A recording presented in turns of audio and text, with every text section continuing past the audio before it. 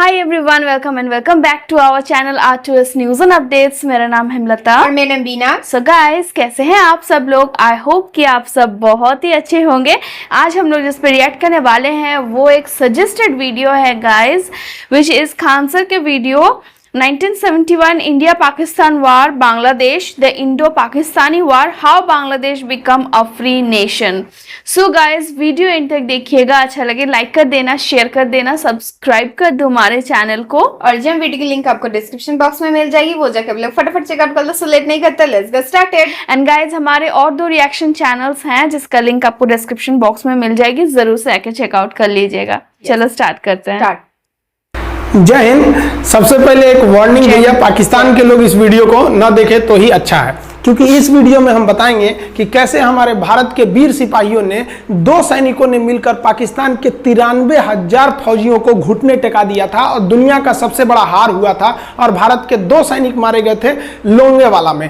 हम इस वीडियो में बताएंगे कैसे PNS गाजी को डुबा दिया गया। ये भी बताएंगे कि चाइना पाकिस्तान का इतना बड़ा दोस्त बनता है, लेकिन 1971 में क्यों नहीं बचा पाया, न चाइना बचा पाया और न ही अमेरिका बचा पाया। इस वीडियो में हम A to Z बातें करेंगे। अगर आप इस वीडियो को कंप्लीट देख लेते हैं तो कोई भी पाकिस्तानी की हैसियत नहीं होगी कि आपसे आंखें मिला सके, इसलिए इस वीडियो को देखते रहिएगा। यदि आप राष्ट्रवादी, अगर आप भारतीय हैं तो ही इस वीडियो को देखें। पाकिस्तानी और बाहर के चाइनीज वगैरह लोग इस वीडियो को न देखें, ये उनके लिए एक तरह का वार्निंग है, क्योंकि इसमें हम भारतीय सेना के हर उस वीर गाथा को बताएंगे जो एक हर भारतीय सुनना चाहता है। A to Z उस बातों को बताएंगे। पाकिस्तानी इस वीडियो को क्यों ना देखें तो भैया आप देख लीजिए यहाँ क्यों ना देखें, क्योंकि हम आज चर्चा करने वाले हैं इसकी, और इसका नक्शा किससे मैच करता है आप देख रहे हैं। If you don't believe then go on Google. भाई किससे मैच करता है तो आप तो समझ में आ गया, भाई बुरा नहीं मानिएगा आप लोग। ध्यान से समझिए, जब भारत पाकिस्तान का विभाजन हुआ तो उसी समय पाकिस्तान 2 भाग में था। एक इधर वाला जो एरिया है इसे हम लोग कहते थे पश्चिमी पाकिस्तान, जो मेन पाकिस्तान का एरिया है, और ये जो आज आप बांग्लादेश देख रहे हैं ये बांग्लादेश नहीं था, बल्कि ये उस वक्त पूर्वी पाकिस्तान था। पूर्वी पाकिस्तान के लोग बंगाली भाषा को बोलते थे।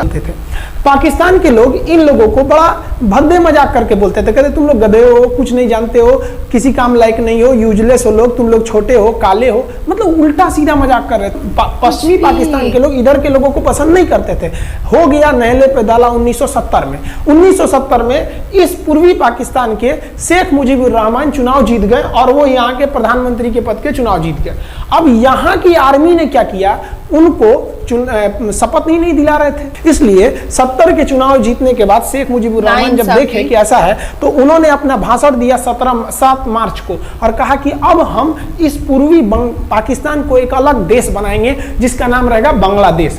इस भाषण की वजह से आर्मी ने, पाकिस्तान की आर्मी ने 25 मार्च 1971 को गिरफ्तार करके अब पश्चिमी पाकिस्तान में अरेस्ट करके बंदी बनाकर रख दिया और यहाँ पर जुल्म करना चालू कर दिया।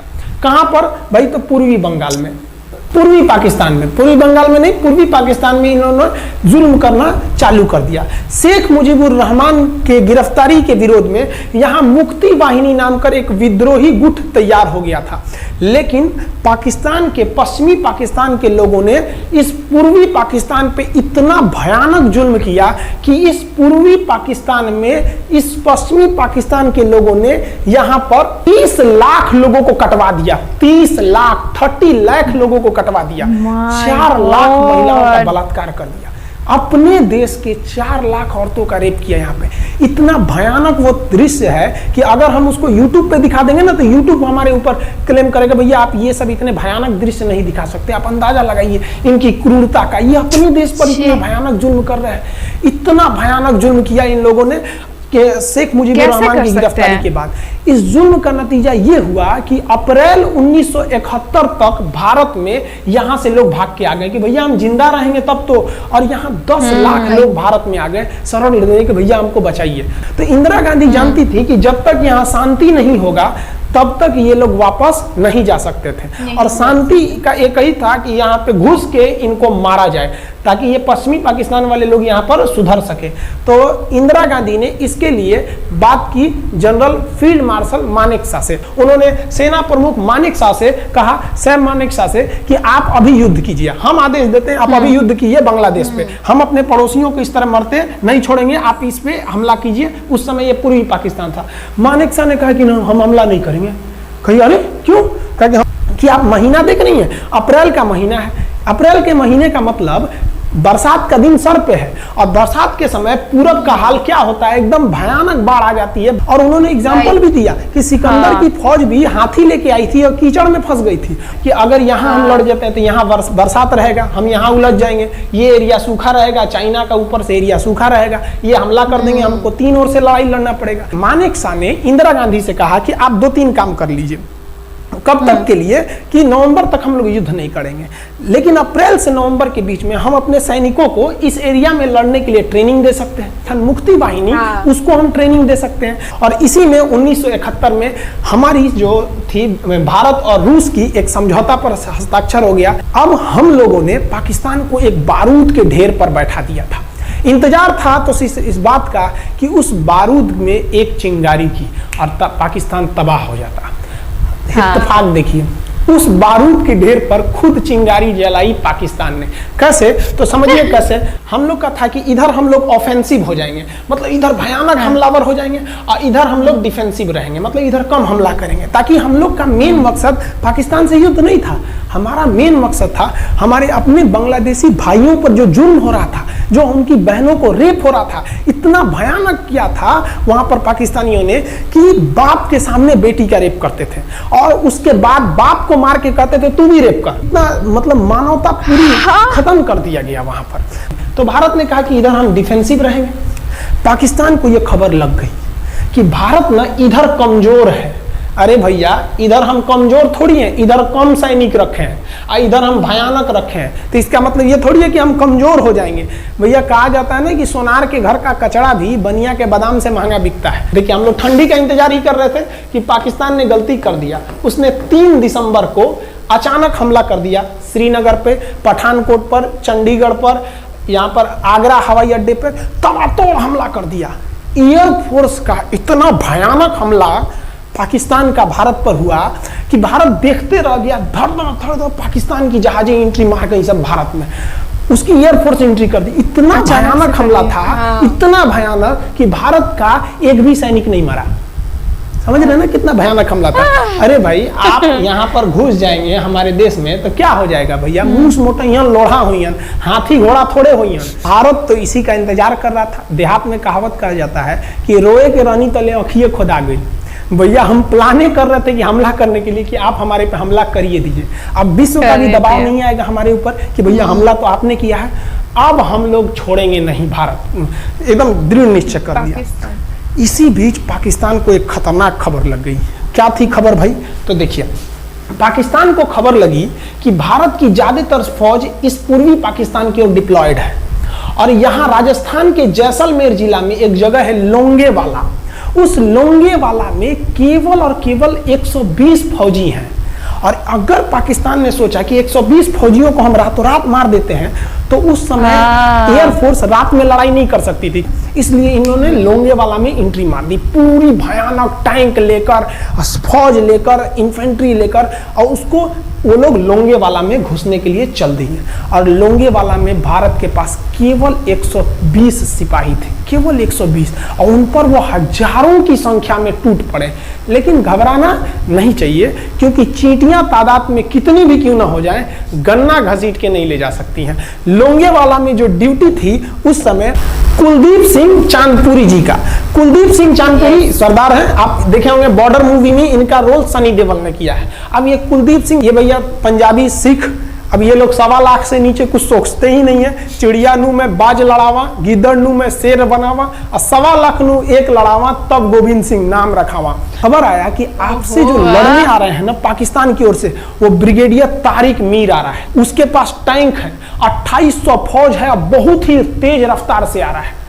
आपके पास केवल 120 जवान है कुलदीप सिंह, आप पीछे हट जाइए, आप पीछे हट जाइए, क्योंकि आपको हम ना, आप बहादुर हैं इसमें नो डाउट, लेकिन आप कैसे लड़िएगा उतनी भयानक फौज के पास से? यहाँ उन्होंने कहा खालसा सिख नहीं हट सकते, हम दिखा देंगे कि हम 120 भी उन पर क्या पड़ेंगे, भारी पड़ेंगे। इनके पास ना ही टैंक को उड़ाने के लिए कोई संसाधन थे, टैंक को मारने के लिए एक जीप पर लगा हुआ छोटा सा तोप था, और इनके पास 3 ठो माइंस लगे थे। माइंस समझते हैं आप लोग? टैंक जो होता है ना बम, उसको उड़ाने के लिए माइंस लगाए जाते हैं। तो देखिए ध्यान से, ये है माइंस, ये माइंस होते हैं, इस पर अगर टैंक चढ़ता है ना तो टैंक ब्लास्ट कर जाता है। तब इन्होंने दिमाग लगाया, इन्होंने क्या किया, जो खाली रेगिस्तान था ना उसमें ना आगे की ओर 3 ठो ओरिजिनल माइंस को लगा दिया, और जो खाना खाने वाला टिफिन होता है ना 4 खंडे वाला, इसे उस टिफिन को इन लोगों ने रातों रात ना बिछा दिया ऐसे लाइन से। देखिए लाइन से पाकिस्तान की टैंक आई तो शुरुआत में तो भैया ओरिजिनल माइंस था, धड़ाम से लगा, पाकिस्तान की टैंक उड़ गई।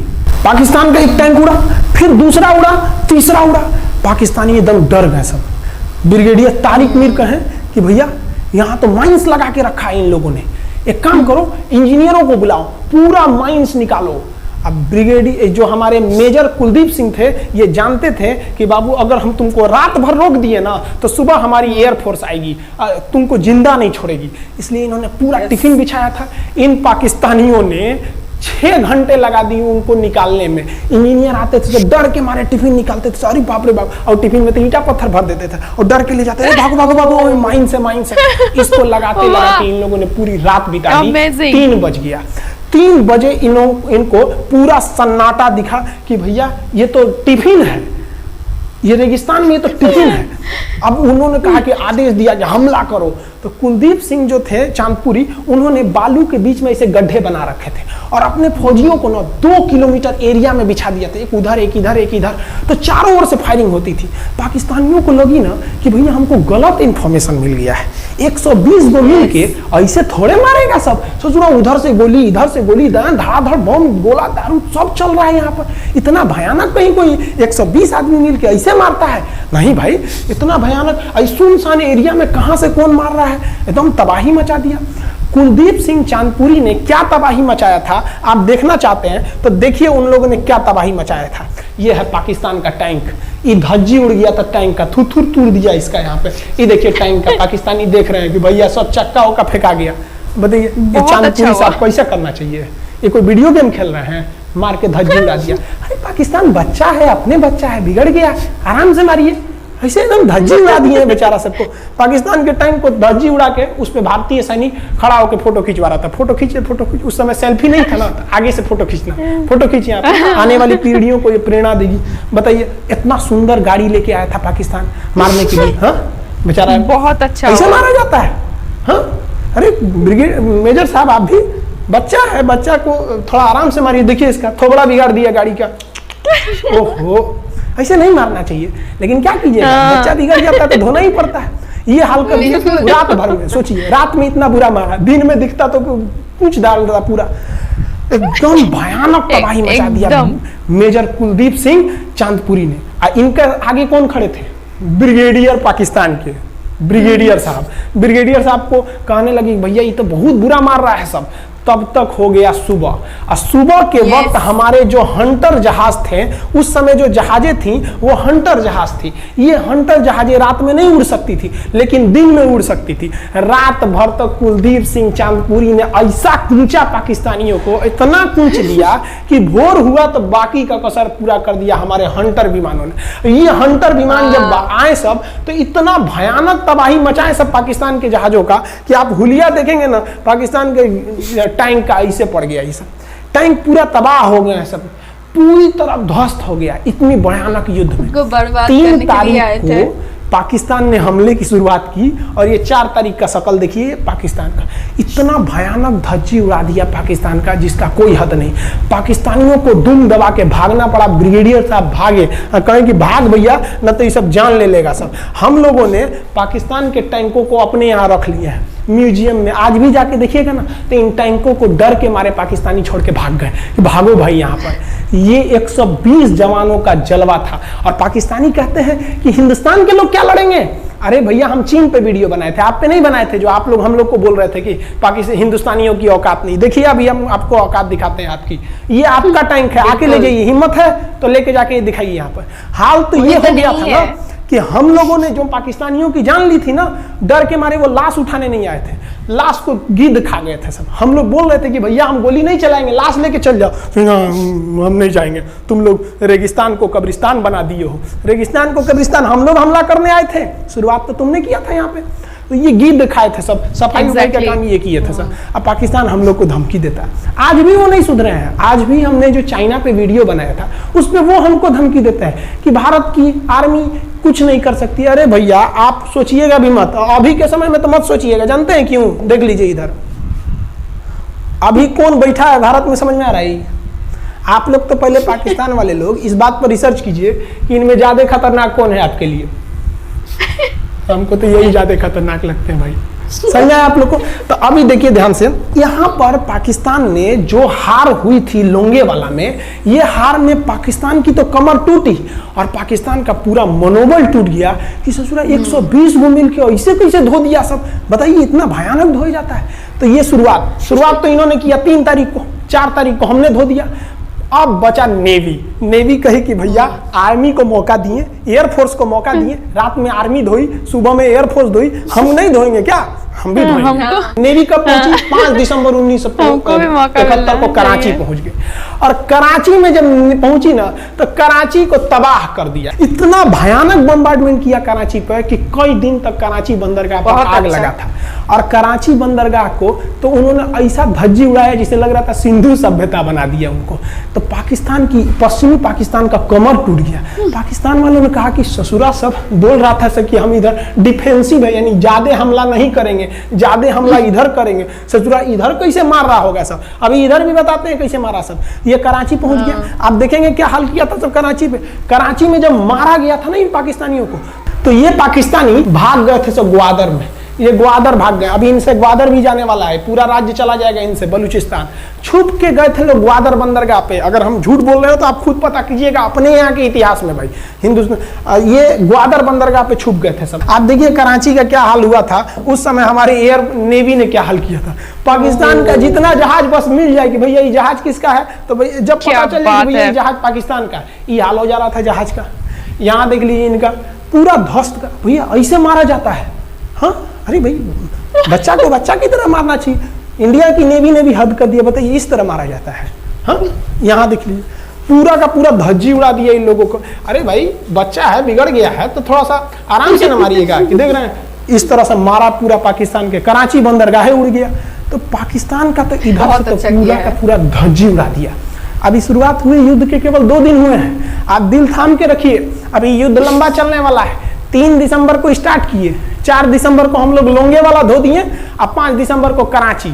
अब पाकिस्तान ने ना भारतीयों को तबाह करने के लिए, भारत का सबसे खतरनाक जहाज था INS विक्रांत। INS विक्रांत को बर्बाद करने के लिए ना इसने यहां से भेज दिया INS PNS गाजी को। गाजी एक पनडुब्बी थी, उसको आदेश दिया गया कि जाके मार के आओ। किसको? विक्रांत को। क्योंकि अगर विक्रांत जहाज डूब जाता तो वाकई उस समय हमको युद्ध जीतने में बहुत दिक्कत आ जाती। तो ये गाजी कैसे डूबा, इसको हम लोग एगो खराब जहाज से मार दिए। तो अब इधर समझते हैं कि जब उधर इतना भयानक धोए तो इधर कितना बुरा धोए होंगे, इसको बारे में हम लोग समझते हैं। भारतीय सेना अब पूरब की ओर क्या क्या काम की, इसको ध्यान से समझिए। ये मुक्ति वाहिनी जो थी बांग्लादेश की, वो अंदर ही पाकिस्तानी फौजियों को मार रही थी गली कुची में दौड़ा दौड़ा के। क्योंकि इन पाकिस्तानी फौजियों ने वहां पर रेप किया, मर्डर किया और इनका साथ दे रही थी इधर से हमारी इंडियन आर्मी और ऊपर से हमारा एयरफोर्स। ये तबाह कर दिए थे, इनको भागने के लिए भी जगह नहीं था। और इसी में इनका सबसे बड़ा सरदर्द बन गया था इंडियन नेवी। क्योंकि इनको जो मदद थी, देखिए ये पूर्वी पाकिस्तान है, इनको मदद जब भी मिलेगी तो इधर से ही मिलेगा। अब बताइए यहाँ से तो कोई जाएगा नहीं, बेवकूफ भी नहीं होगा जो इधर से मदद करने जाएगा। रास्ते में ही एयरफोर्स मार के गिरा देती थी, ट्रक वगैरह जाएगा नहीं। तो नेवी से ये इन लोग मदद देते थे। भैया यहाँ पे जो इनके फौजी लड़ रहे थे उनको खाना पीना भी खत्म हो गया था। अब इनको बर्बाद कर दिया भारत। INS विक्रांत, INS विक्रांत उस समय का बहुत बड़ा जहाज था इस साउथ एशिया के देशों का। और यहाँ से उस इतना बड़ा जहाज था कि उसके ऊपर से लड़ाकू जहाजें उड़ती थी। वो एयरफोर्स यहाँ से भी बम मारता था, मिसाइलें मारता था, ऊपर से लड़ाकू जहाजें और हेलीकॉप्टर छोड़ देता था, जो ताकि मुक्ति वाहिनी को कोई दिक्कत ना आए। मुक्ति वाहिनी मारती थी और आर्मी पूरी तरह से उसने यहाँ से हमारा विक्रांत ने चटगांव बंदरगाह को तबाह कर दिया। अब बांग्लादेश का देखिएगा वर्तमान में, उस समय तो पूर्वी पाकिस्तान था, ये चटगांव उस समय पाकिस्तानी आर्मी नेवी का एक बहुत बड़ा केंद्र था। इधर हम लोग ने उड़ा दिया कराची, इधर उड़ा दिया हम लोग ने चटगांव। अब मुक्ति वाहिनी को कोई खास दिक्कत नहीं आ रहा था। अब पाकिस्तान ने कहा कि हर हाल में इस विक्रांत को बर्बाद करो। देखिए ये विक्रांत है, विक्रांत जहाज जो था इसपे से इसके ऊपर देखिए आपको लड़ाकू जहाजें दिखेगी। पीएनएस गाजी को क्या आदेश दिया गया था भाई कि तुमको जाना है और इस विक्रांत को बंगाल की खाड़ी में जाने के बाद इसी में डुबा देना है।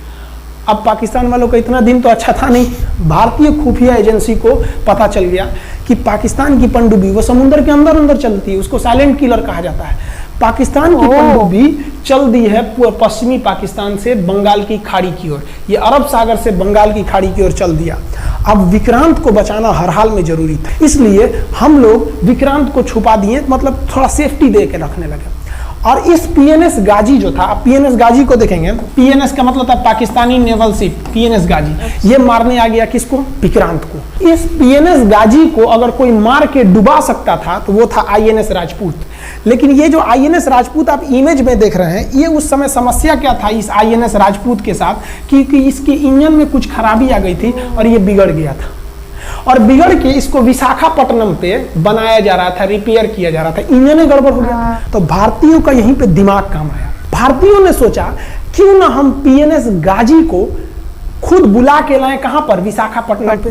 तो लोगों ने कहा कि भैया ये आएगा विशाखापट्टनम में, कि आओ आईएनएस राजपूत हमको मार दो। तो कहा कि नहीं, देखिए कैसे आएगा।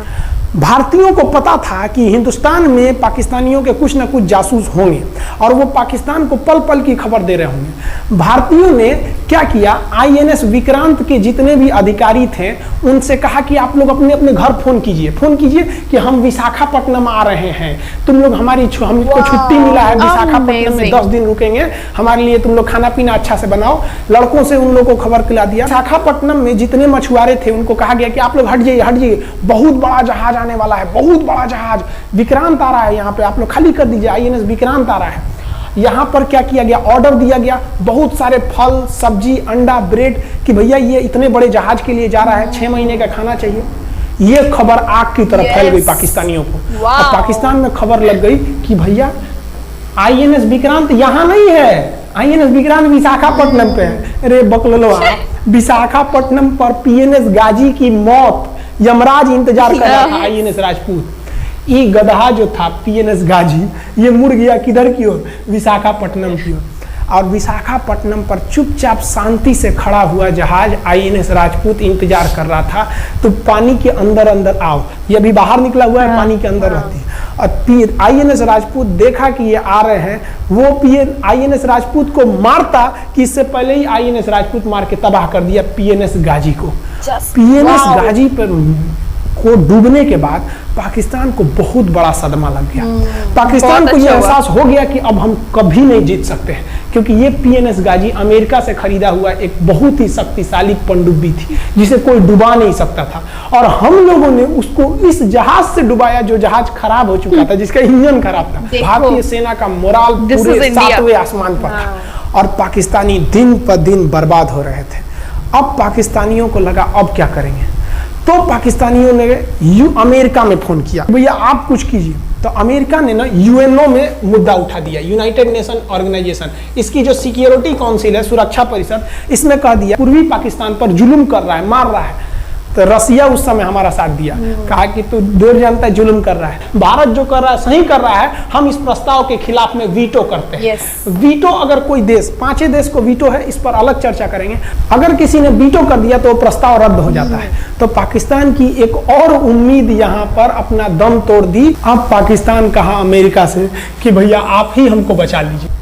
तो अमेरिका ना भारत पाकिस्तान की ओर से भारत पर हमला करने के लिए अपना सबसे खतरनाक जहाज भेज दिया, 7वां बेड़ा। देखेंगे 7वां बेड़ा को, अगर तो इतना भयानक था 7वां बेड़ा ये अमेरिका का साथ अकेले चलता ही नहीं था, इतनी पूरी फौज के साथ, नेवी के साथ चलता था। ये किस लिए आया था? विक्रांत को डुबाने के लिए, और इसका साइज विक्रांत से डबल था, इसके आगे विक्रांत नहीं टिक पाता। अब इंदिरा गांधी भी टेंशन में रह गई। ले तब उस समय इंदिरा गांधी को याद आया कि भैया हमारा एक और तो हम समझौता करके आए हैं, अगर अमेरिका पाकिस्तान का साथ दे सकता है तो रूस से हम भी तो समझौता करके आए हैं। तो भारत ने रूस को कहा कि भैया अमेरिका इतना भयानक 7वां बेड़ा भेज दिया, आप हमारी मदद कीजिए। तो रूस ने कहा टेंशन क्या लेते हो, देखो हम बोलते हैं। रूस ने परमाणु पनडुब्बी भेज दी और रूस ने अपना 40वां बेड़ा भेज दिया। आप देखेंगे ये रूस का 40वां बेड़ा है। ये अपने भारी भरकम जहाजों के पूरे ग्रुप के साथ चल दिया, कहा कि चल भैया देखते तुमको कौन मारेगा भारत को।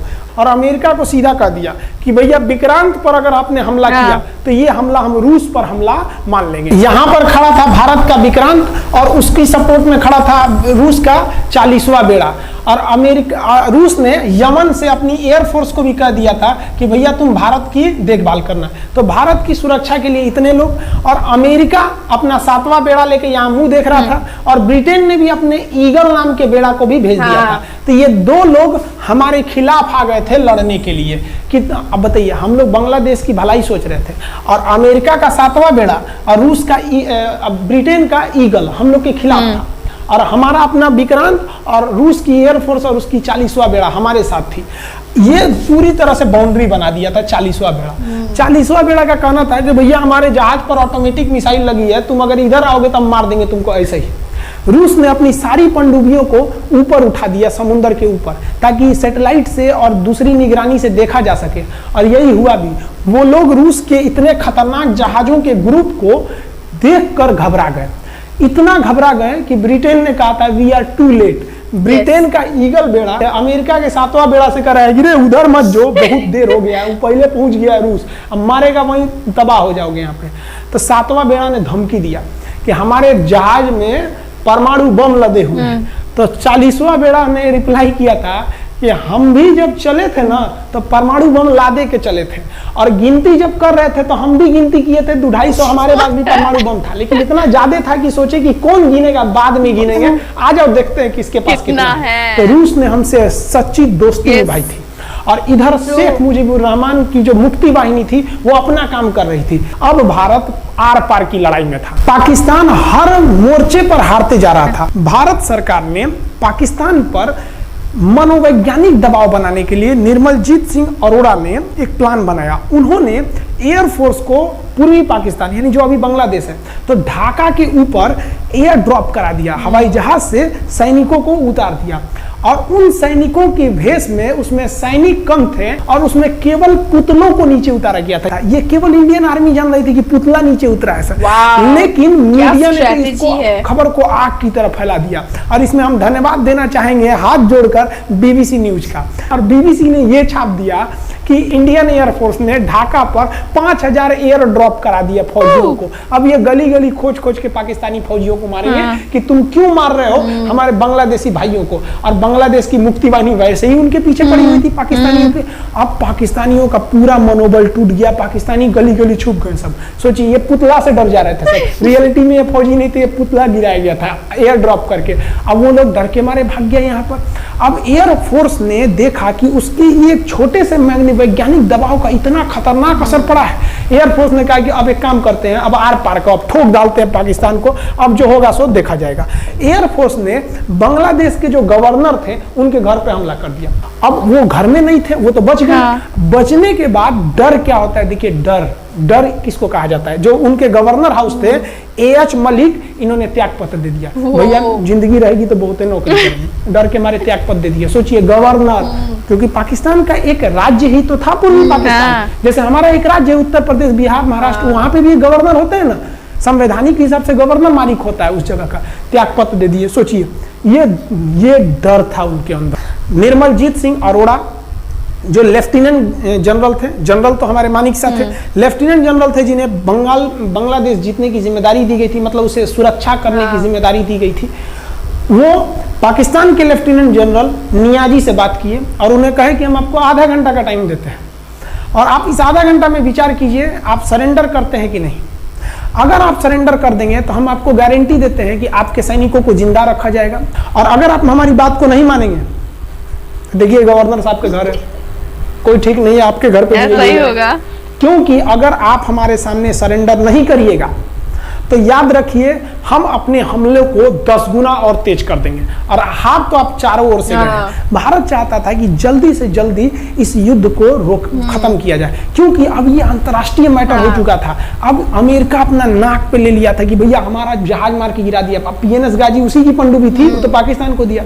7वां बेड़ा को नहीं घुसने दिया, तो अमेरिका की किरकिरी हो रही थी। ब्रिटेन के ईगल को घुसने नहीं दिया, उसकी किरकिरी हो रही थी। और भारत को उस समय लोग कहते कि ये गरीब देश है, अभी आजाद हुआ है। 1971 में हमारी यही हाल थी, और सारे लोग कह रहे थे हम उसको गरीब समझ रहे थे, रुआ के रख दिया अमेरिका को, हर जगह धो दिया पाकिस्तान को। अब बेचारे नियाजी क्या कर सके। नियाजी को आधे घंटे का टाइम दिया गया। 16 दिसंबर 1971, याद रखिएगा दिन, 16 दिसंबर 1971। ये हमारे इतिहास का 13 दिन के युद्ध में हमने पाकिस्तान को धूल चटा दिया था, क्योंकि 3 दिसंबर को पाकिस्तान ने युद्ध स्टार्ट किया था और 16 दिसंबर को हम लोगों ने जनरल नियाजी से आत्मसमर्पण करवा लिया। और आत्मसमर्पण आप देखना चाहेंगे जनरल नियाजी का। जनरल नियाजी इन्होंने हमारे लेफ्टिनेंट जनरल निर्मलजीत सिंह अरोड़ा के सामने आत्मसमर्पण साइन किया, और साइन करने के बाद बांग्लादेश के ढाका रेस कोर्स में इन्होंने साइन किया, और इनकी आंखों में आंसू था। एक देश के सेनापति के लिए इससे शर्म की बात क्या है, जो गिनीज बुक में नाम रिकॉर्ड करा दिया। गिनीज बुक में कैसे? देखिए, पाकिस्तान के लोग हम चाइना के वीडियो बनाए थे, उस पर कमेंट कर रहे थे कि इंडियन आर्मी कुछ नहीं कर सकती। देखो, बांग्लादेश तुम्हारी बहादुरी का जीता जागता उदाहरण है। तुम्हारे यहाँ का 93,000 फौज, सोचिए 93,000 सैनिक पूरी दुनिया में आज तक आत्मसमर्पण नहीं किया। ये 93,000 लोगों ने आत्मसमर्पण कर दिया। देख लीजिए, ये अपना बंदूक फेंक दिए, अपने स्टार नोच के उतार दिया कि भैया हम लीजिए आत्मसमर्पण कर रहे हैं, बेल्ट उतार के दे दिया, अब चलिए जहां ले जा रहे हैं, जितना लाठी मारना है हमारी, आत्मसमर्पण। ये वही पाकिस्तान है, याद रखिए। आप याद कीजिए, हमारे 120 सैनिकों ने आपको धूल चटा दिया था लोंगेवाला में। केवल 2 सैनिक मरे थे लोंगेवाला में, और पूरी की पूरी आपको भगा दिया था 4 दिसंबर को ही। और आप याद कीजिए, बहुत बहादुर बनते हैं ना, 93,000 फौज आपकी हार के गई है यहाँ से। इतना बड़ा हार दुनिया में आज तक कहीं का नहीं हुआ है। 93,000 सैनिक सरेंडर करके गए हैं भारत के सामने से। क्या बात कीजिएगा आप हमारे सामने। राइट। ये है, गिनीज बुक में नाम है। ये तो है भैया पाकिस्तान की आर्मी, एक तरह से गिनीज बुक में नाम है ना जी। भले हारने से नाम है तो क्या हुआ, पाकिस्तान के लिए इससे खुशी की बात क्या हो सकती है कि भैया गिनीज बुक के नाम है। अब इन लोगों को जेल में बंद कर दिया गया। बाद में हम लोगों ने इन्हें छोड़ भी दिया था। और इस सरेंडर के बाद बांग्लादेश के जो मुक्ति वाहिनी थी, उसके चेहरे पर यह मुस्कान थी कि बांग्लादेश अब स्वतंत्र हो गया। ढाका, इंदिरा गांधी का स्टेटमेंट था, ढाका स्वतंत्र राजधानी है स्वतंत्र बांग्लादेश की। ये खुशी थी बांग्लादेशियों के चेहरे पर, जिनकी बहनों की इज्जत आबरू लूट ली गई थी उन्हीं देश की फौजियों के द्वारा। जिनके ये जो नियाजी थे, जब इन्हें लेफ्टिनेंट गवर्नर बना के भेजा गया था बांग्लादेश में, तो ये नहीं पूछे थे कि बांग्लादेश का स्थिति क्या है। ये पूछे थे कि जिन लड़कियों का रेप हुआ है वो कहाँ है, सब दिखाओ तो, मतलब ये भी जाके करेंगे। ये हाल था। ये इनके चेहरे पर मुस्कुराहट थी। बाद फिर मुजीबुर रहमान को पाकिस्तान से स्वतंत्र कराया गया। भारत ने जो अपना वादा किया था कि शेख मुजीबुर रहमान को स्वतंत्र करेंगे, बांग्लादेश को स्वतंत्रता दिलाएंगे, उनके अधिकारों के लिए लड़ेंगे, भारत ने अपने वादा को पूरा किया। आज शेख मुजीबुर रहमान की बेटी शेख हसीना बांग्लादेश की कमान संभाले हुई हैं। शेख हसीना, जब हमको याद है जब वो भारत आई थी तो एयरपोर्ट पे, तो मोदी जी एयरपोर्ट पर रिसीव करने गए थे, जबकि ऐसा नहीं होता है। शायद ही बांग्लादेश की प्रधानमंत्री को पूरी दुनिया में कोई बड़े देश का राष्ट्रपति रिसीव करने जाए, प्रधानमंत्री रिसीव करने जाए। तो भारत अपने पड़ोसियों का इतना ख्याल रखता है, चाहे वो नेपाल हो, भूटान हो, सबके साथ। अभी हाल फिलहाल में नेपाल के लोग थोड़ा गुस्सा हैं लिम्पियाधुरा काला पानी को लेके, लेकिन ऐसा नहीं है कि हमारा नेपाल के साथ कोई खराब रिश्ता है। हमारा नेपाल के साथ रोटी और बेटी का रिश्ता है। बांग्लादेशियों के साथ हमारा बहुत ही अच्छा संबंध रहा है। आज हमारे बांग्लादेश के साथ बहुत ही मधुर संबंध है। और बांग्लादेश को जो पाकिस्तान के लोग कहते थे ये किसी काम लायक नहीं है, ये वाले भाई लोग पाकिस्तान से आगे निकल गए। आज इनका मलमल का कपड़ा, जूट और पाम ऑयल पूरी दुनिया में फेमस है। जहाजों की मरम्मत में, तो जहाज के रिपेयरिंग में बहुत आगे निकले हैं बांग्लादेश के लोग। आई होप आप समझ गए होंगे। इस युद्ध के बाद अगर भारत चाहता तो भारत पाकिस्तान के पश्चिमी भाग को भी कब्जा कर लेता, क्योंकि यहाँ तो हम लोग हराए ही थे। उनके 93,000 फौज तो हम लोग जिंदा पकड़ लिए थे। हम उन्हीं को कह देते बंदूक लगा के कि कश्मीर खाली करो, हमारा यहाँ से वापस जाओ। लेकिन बावजूद हमने इंसानियत दिखाई थी पाकिस्तान के ऊपर। इसका बदला ये पाकिस्तान ने हमें क्या दिया पता है? 26/11 संसद भवन पर अटैक, तो कभी अमृतसर में अटैक, कभी मुंबई में बम ब्लास्ट, कभी 26/11 का हमला, ये सब हुआ। हम चाहते तो उस वक्त भी जीत सकते थे। ये पाकिस्तान वाले आप जो कहते हैं कि हम बहुत बहादुर हैं, भारतीय सेना हमारा क्या कर सकती है, तो भारतीय सेना की रहमो करम पर आप लोग जिंदा थे, वरना 1972 में ये जो सेना थी ना 71 में, आप लोग को कहीं का नहीं छोड़ती। आप हिंदुस्तान के व्यूवर्स आप लोगों से भी कहते हैं कि एक लाइक तो बनता है इस सैनिकों के लिए, हमारे लिए नहीं, हमारे इस चैनल के लिए। कभी नहीं कहेंगे कि खान जी रिसर्च सेंटर चैनल को आप सब्सक्राइब करिए, लाइक करिए, हम ये कभी नहीं कहते हैं, लेकिन हम ये जरूर कहते हैं कि आज एक लाइक बनता है हमारे इन वीर सिपाहियों के लिए जो आज भी सेना के लिए डटे हुए हैं। और ये पाकिस्तान इस पर कमेंट करते हैं। हम आप भारतीयों से कहते हैं, आप हिंदुस्तानी हैं तो इस वीडियो को जितना से ज्यादा शेयर करना है आप शेयर कीजिए, ताकि आपके बच्चों तक को ये पता चल सके कि हमारे सैनिक कितने बहादुरी हैं, कितने बहादुरी से लड़े थे हमारे सैनिक, कितने बहादुर हैं। और इस वीडियो को आप इतना शेयर कीजिए कि पाकिस्तान तक पहुंचे और वहां का बच्चा इस वीडियो को देखे, ताकि उनके अंदर भारतीय सेना का जो डर है वो बैठे। ये डर जरूरी है उनके अंदर, ये डर उनकी हड्डियों तक जाना चाहिए। और हाँ, कोई भी देश के हो, हर देश को अपने सैनिकों के लिए सम्मान करना चाहिए। हम ये कोई मनगढ़ंत कहानी नहीं बताएं, हम अपने सैनिकों की वीर गाथा बताएं जो A to Z अक्षरशः सही चीजें हैं। समझ में आया? आप इस वीडियो को देख रहे हैं तो मेरे साथ बोलिए आप लोग, भारत माता की जय। पाकिस्तान के युद्ध का जो हम सीरीज बना रहे हैं, आज 71 का युद्ध बढ़ाएं, हम आपको कल 1948 का युद्ध बता देंगे, 65 की लड़ाई में वीर अब्दुल हमीद ने जो बहादुरी दिखाई, फिर आपको 84 का सियाचिन, 99 का करगिल और 62 की चाइना युद्ध के बारे में भी बता देंगे। याद रखिएगा, चाइनीज और पाकिस्तानी इस वीडियो को डिसलाइक जरूर करेंगे, आप उन पर भारी पड़िएगा। ये वीडियो आप संभाल के रखिएगा, अपनी पीढ़ियों को दिखाइएगा कि हमारी सेना कितनी बहादुर थी। एक सैल्यूट हम अपने वीर जवानों के लिए। जय हिंद। हम बहुत ही सौभाग्यशाली हैं जो ऊपर वाले ने हमें हिंदुस्तानी बनाया। I proud to be Indian. जय हिंद। क्या वीडियो है गाइस, बहुत अच्छा, बहुत कुछ, बहुत नॉलेज मिला हम लोग को इस वीडियो से, है ना। जो चीज हम लोग मिस आउट कर जाते हैं वो हम लोग ये सब वीडियो से ना हम लोग को और भी बहुत कुछ पता चलता है ना। राइट। हाँ, और मैं तो ये बोलूंगी पहले कि मतलब ये सिर्फ यहाँ पे जो वीडियो में बताया गया ना कि इंडियंस को देखना चाहिए, मुझे तो लगता है ये बांग्लादेशीज को भी देखना चाहिए, है ना? उनको देखना चाहिए कि देखो अपना पास्ट, देखो कि क्या हुआ है। हमारे पास्ट में कितना टॉर्चर हुए हो तुम लोग, है ना।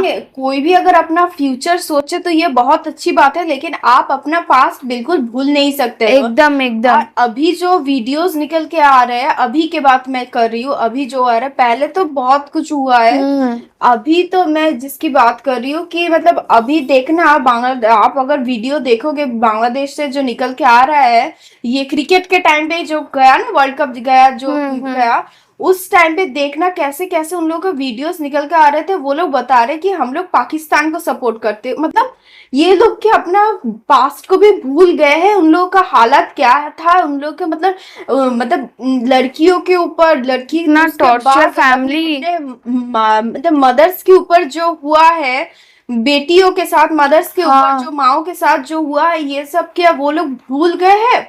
सिर्फ वो लोग बताते कि मतलब हम लोग बांग्लादेशी, हम पाकिस्तान के साथ है, सब कुछ भूल गया है कि मतलब वो लोग पहले एक साथ थे, उसके बाद भी उन लोगों को कैसे गंदे नजर से देखा गया और उसको बचाया कौन? इंडिया। एग्जैक्टली। इंडिया हमेशा से, जो भी कंट्री को हेल्प जरूरत पड़ता है, इंडिया हमेशा से उसके लिए खड़ा रहता है। एग्जैक्टली। मतलब देखो तुम, पहले कैसे जब जरूरत पड़ा उन लोगों को, तब उन लोगों को इंडिया की मदद लेने पड़े। जब अभी आप लोग जब अपने पैर में खड़े होना सीख गए हैं, तो अभी देखो कैसे इंडिया के ऊपर ये लोग बता रहे हैं कि हम लोग इंडिया को दुश्मन बना के बैठे हैं ये लोग। और पाकिस्तान का तो मतलब लाइफ पर्पस है उन लोग का, इंडिया से दुश्मनी। हाँ, इन लोगों का मतलब ये लोग ऐसे मतलब सोच के ही रखे कि मतलब दुश्मनी, तो मतलब उन लोगों को ऐसा नहीं है कि हमारा कंट्री है, हम लोगों को डेवलप करना है, ये करना है, वो करना है, वो लोग कुछ नहीं सोचते। ये लोग को दिमाग में मतलब बचपन से इन लोग के अंदर डाल दिया जाता है कि मतलब आपका दुश्मन इंडिया है। क्यों है, क्या है, ऐसा कुछ मतलब इन लोगों को कुछ पता नहीं। हाँ, अगर पूछे भी तो कुछ झूठ बोल देंगे, उसके बाद बोलेंगे कि आपका दुश्मन इंडिया है। बस। और अभी ये चीज बांग्लादेश के अंदर भी जा रहे हैं। एक पॉइंट पाकिस्तान का, एक ऐसा छोटा पॉइंट नहीं मिलता है पाकिस्तान का जिससे आप उसको अच्छे बोल सकते हो। एग्जैक्टली। एक भी पॉइंट नहीं है। क्या हमेशा से उनका जो पता नहीं क्या है, उन लोग का दिमाग में इतना नफरत इंडिया से, बहुत ज्यादा, मतलब ये पता नहीं क्या सोचते हैं वो लोग, क्या सोच के वो लोग करते हैं, क्या उन लोग के दिमाग में डाला जाता है कि बचपन से उन लोग के माइंड में यही रहता है। एग्जैक्टली मतलब इन लोग का ऐसा है कि मतलब क्या बोलेंगे कि ये लोग ऐसे दिमाग, मतलब इंसान तो मतलब नॉर्मली जन्म लेते हैं ना, उन लोगों के अंदर भर दिया जाता है कि ऐसे दुश्मनी करना है तो इंडिया के साथ करो। हाँ। बर्बाद करना है इंडिया को बर्बाद करो, और कुछ नहीं होता है। और वही रास्ते पे बांग्लादेश जा रहे हैं। और वीडियो देख के तो मुझे इतना गूज़बम्स आ रहे थे, मुझे इतना गुस्सा आ रहा था, सच में गाइस मुझे इतना गुस्सा आ रहा था ना देख के कि वो क्या क्या किए हैं। मुझे ये देख के बहुत ही अच्छा लगा कि रशिया पहले से इंडिया के साथ दिया है, आज तक ये कंटिन्यू है। एंड भगवान करे कि ऐसे ही कंटिन्यू होता रहे, कि रशिया के साथ इंडिया का रिलेशन ऐसे ही अच्छा बने रहे। एग्जैक्टली। और हाँ, यहाँ पे जो हमारे सोल्जर्स, हमारे जो आर्मी के लोग वहां पे ऊपर में बैठ के इतना अच्छे से स्ट्रैटेजी किया, इतना अच्छे से स्ट्रैटेजी अप्लाई किया यहाँ पे, कैसे कैसे स्ट्रैटेजीज है ना ये राजस्थान में, विशाखापट्टनम में जो यहाँ पे जो किया गया है, उसके बाद बांग्लादेश में जो एयर ड्रॉप कर रहे थे वो आइडियाज, ये मतलब ऐसे वार, आप जब वार बोलते हो तो आपके दिमाग में वही होता है ना कि हेवी इक्विपमेंट्स होगा, मतलब वो टैंक होगा, वेपन्स होगा, बहुत डेंजरस वेपन, लेकिन हमेशा वेपन्स से नहीं होता है, वो तो दिमाग से खेला जा सकता है। That's true, that's true. वैसे अगर दिमाग अच्छे से लगाया जाए ना तो आपके दुश्मन हारेंगे जरूर, है ना, आप जीतोगे जरूर। हाँ, तो ये इससे ये प्रूफ होता है कि इतना आसान काम तो है नहीं इंडिया को हराना। राइट, आपको मेहनत करना पड़ेगा। अगर सामने सामने वार हो जाए ना तो तब पता चलेगा। इंडिया वैसे कोई वार नहीं करते, और पाकिस्तान टेररिस्ट भेजते रहते हैं हमेशा। हाँ, नहीं, इंडिया चाहते हैं कि सब शांति से रहे, नॉर्मल रहे, देश डेवलप करते रहे। अगर वार हो जाए ना तो बहुत खर्चा होता है, बहुत लॉसेस होता है, तो वॉर सीधे से नहीं करना चाहिए, सामने से वॉर नहीं करना चाहिए। तो इसीलिए इंडिया लड़ने नहीं जाता है पहले से, है ना। तो हम लोग चुपचाप रहते हैं, इसका मतलब ये नहीं है कि हम लोग कुछ कर नहीं सकते। उस टाइम पे भी हम लोग मतलब इंडिया बहुत अच्छे से बहुत स्ट्रांग थे, अभी भी इंडिया बहुत स्ट्रांग है। तो ये मैं कुछ पर्टिकुलर लोगों को बोलना चाहती हूँ। सो गाइज, यही था हमारा रिएक्शन। आपको कैसा लगा आप हमें कमेंट में जरूर बताइएगा। अगर यहाँ तक वीडियो देखा है, thank you so much for watching our video. अच्छा लगा लाइक कर दो, शेयर कर दो, सब्सक्राइब कर दो हमारे चैनल को। ओरिजिनल वीडियो की लिंक आपको डिस्क्रिप्शन बॉक्स में मिल जाएगी, जरूर से आके चेकआउट कर लीजिएगा। एंड हमारे और 2 रिएक्शन चैनल्स हैं, उसको भी जाके चेकआउट कर लीजिएगा। मिलता है नेक्स्ट वीडियो में, बाय।